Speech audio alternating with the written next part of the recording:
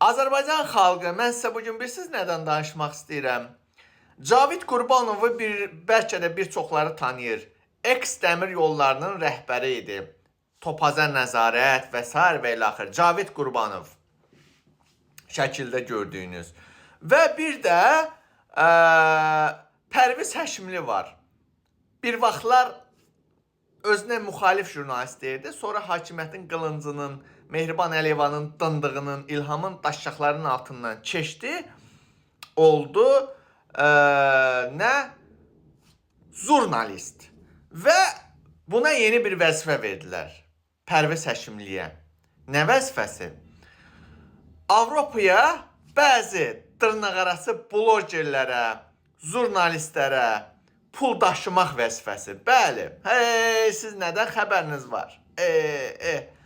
Fransaya, Hollandiyaya, İsveçrəyə pullar gətirir, paylayır.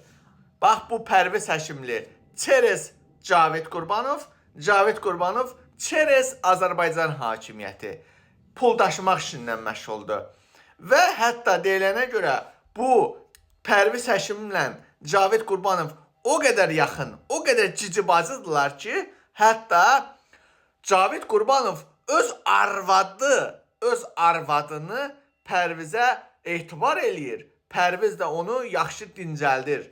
Deyir, hətta bir dəfə deyir, Cavid deyir, evdə olmayanda girib Pərviz Həşimli Cavidin arvadının xıttəyənə qədər, dibinə qədər soxubdur, deyir. Boğulurmuş, deyir. Skoru gəlib zorla xilas eləyibdir. Hə, Azərbaycan hakimiyyəti. Demək, bu Pərviz Həşimli, çerez dediyim Cavid, çerez hakimiyyət vasitəsilə gəlir bu xaricdəki o bəzi güya İlhama qarşı danışanlar var, güya nə bilim hakimiyyətə qarşı danışanlar var. Gətirir, pul paylayır və Facebookda da yaxşı-yaxşı şəkillər paylaşır. İstirahət şəkillərini paylaşır. Acaba Azərbaycanda jurnalist olasan, jurnalist olasan, səndə bu qədər hardandır bu pul ki, gündə, hər ay bir dənə ölkəni gəzəsən? Demək, qardaş, maraqlı sual deyil, deyil mi? Hardandır ki, pul səndə gəzəsən, ha?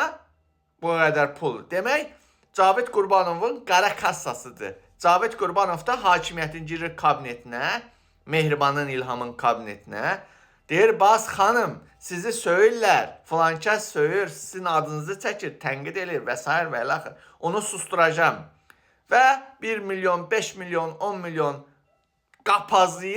qapazlayır, küçük payı, tula payı verir Pərvizə. Pərviz də orada yolun yarısında onu yar eləyir. Bu tulalara da Avropadakı bəzi siyasi mühacirlər mi deyim, blogerlər mi deyim, və yaxud da ki, bəzi jurnalistlər var Fransada zadda, çox yaşlıdırlar, özünə siyasi mühacir deyənlər var. Onlar yaxşı pullar paylayırlar. O şimdi bunlara da tula payı gətirir çıxır. Bunlar da indi deyir, hə yaxşı, Cavidin adını çəkməyəcəm, Mehribanın adını çəkməyəcəm, filan kəsindən. Konkret tulalıq da, tulalıq. Mən manafda deyirəm ki, bu tulaları və tula payına Azərbaycan xalqının başına alladanları mən ifşa eləyim. Pərviz Həşimli, necəsən? Yaxşısanmı? Sən bomba oğlansan, sən işbazsan, səni qınamıram. Sən bazar qurmusan orada, çerez Cavidin əlindən.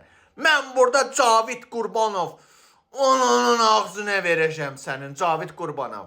O ölmüş o şəmşir var ha, baban. Onun görünə soxum. Onun görünə, qəbrinə saatda 120 ilə girib çıxacam.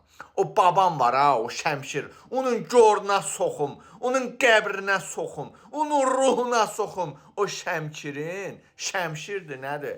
Hə, Cavid Qurbanov, sən o qəhbənin balası idin ki, sən öz doğma halal ailəni dağıtdın, öz arvadını öldürdün. Nədir? Qəhbə Paşayevlərdən bir arvad alıb qabağa getmək üçün. Gəlir videolar və sizi ifşa eləmək.